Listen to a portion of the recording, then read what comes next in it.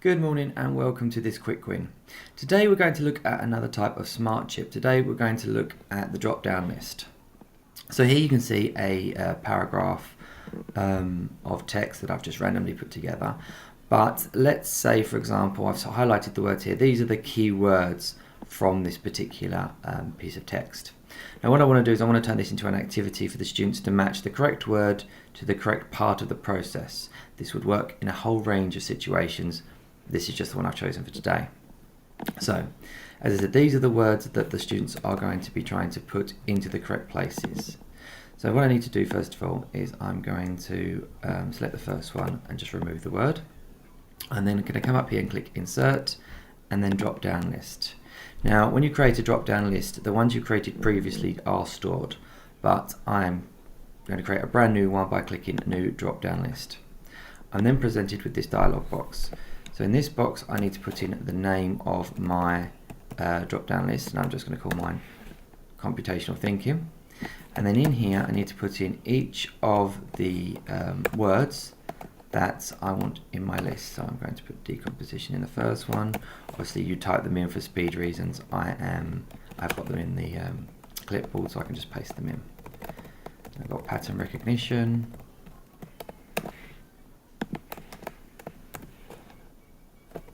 abstraction, and finally algorithm.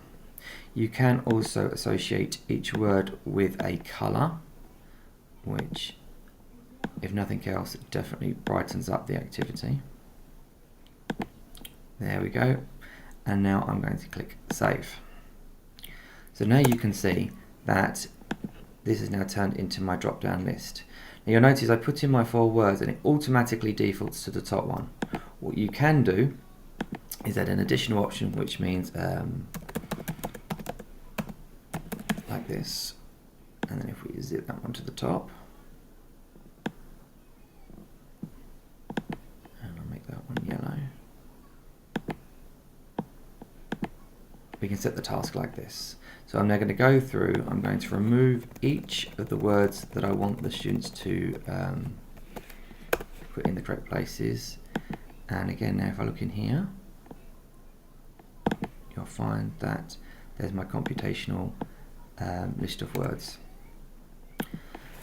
So it's just a case now of zipping through the text, removing the words that I am interested in, and inserting in the list.